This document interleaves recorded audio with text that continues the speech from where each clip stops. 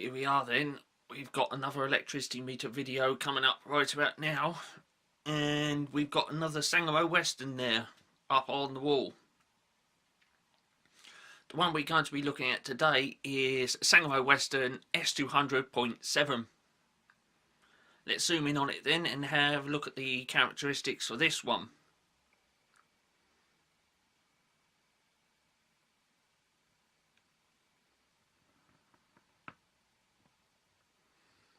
There it is then.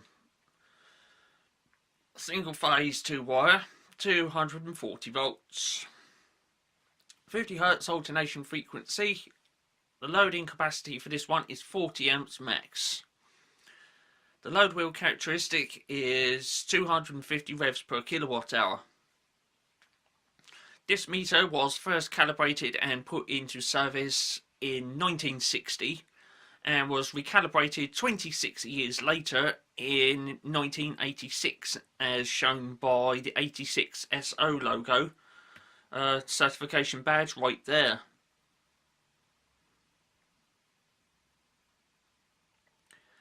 This instrument was acquired by me about 3 days after it was removed from service, so this instrument is an out of service electricity meter. It was removed from service due to the fact that it was changed out for a modern day electronic plastic fantastic, and I come to acquire this one. The interesting story about this instrument is it was for sale just a few miles from me, yet was spotted for sale all the way from New Zealand. So I'd like to give a thanks to Weston 2007 for spotting that one and sending me information about it. There it is on the wall, fully cleaned up and restored. Although this one was removed from service and is an ex-electric board stock, upon cleaning it up and restoring it, it was a little bit mucky on the inside, so it is deeply regrettable that I had to cut the original anti-tamper seals, but upon restoring it I did return the seals to the meter. You can see them there and you can clearly see that has been cut. Okay, and there's one on the top of the instrument as well. There you go, you can see that they've been cut, and those are the stiff rigid steel types with the little tubular section, and when they're crimped it has an identifying number embossed into the tubular section. This instrument has all metal workings for the readout, and I have reason to believe that that's gone around the clock at least once, because the reading on that is, I think I can get the information off the screen. There we go, I can take all the markers off the screen. Okay, right, we have got, that would be 6,262. So that would be 6262.5 on that instrument. I have tested this one out in other videos previous to now, not on this channel though. And this one is nice and accurate, even though it was removed from service. It still maintains a good degree of accuracy. Now this instrument was the one which was put in service before Sangamo Weston rolled out the S200.16 instruments. With the S200.16 instruments, which look very similar to that and share the same characteristic set, the main improvement was that the S200.16 then featured the float-on magnetic bearing. As can be seen on this one, there is no mention of the float-on magnetic bearing because this was in service before the implementation of the float-on magnetic bearing. Because of that, this one relies on needlepoint bearing, but even though it does have a needlepoint bearing, the degree of accuracy on this is still very, very good.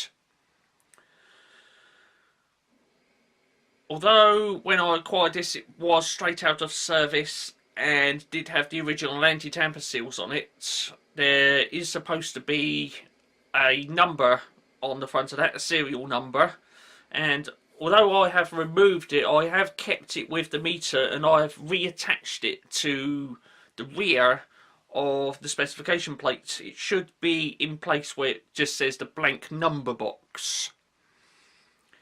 Like I say, it is still inside there but reattached to the rear of the specification plate with those two little fixings. There's one little fixing right there and the other one is just there. You can see the protruding little clips that hold it on, and maybe on another day I will remove that, flip it back around and reinstate it into its correct position. The prefix for the serial number was S60C, and the S60C denotes the first year that this meter was calibrated and put into service. As I've already said, this does share certain things with the S200.7, which was the next instrument which was rolled out by Sangamo Weston after this one. The differences with this one and the S200.7 is that the S200.7 has a float-on magnetic bearing, but I have reason to believe that the S200.7 was cheapened a little bit because the readout on one of those is all plastic. It has plastic gear wheels, it has plastic pointers and everything else like that. On this S200.7, S200.7 should I say, it does not have a 1 in it. I will correct that, it is S200.7. This one has all metal workings in behind that plate, all metal workings, and it has metallic pointers as well. What I would like to do in another video a little bit later on would be to get this one powered up and we can get that load wheel going around in there and get it to register a load. Another interesting video would be to put that on the wall at the same time as the clock dial S200.7, and we can do a comparison between the two in one video. I'd like to say thanks for tuning in to watch this one, and like I say, there will be more electricity meter videos coming up a little bit later. For now, thanks for watching.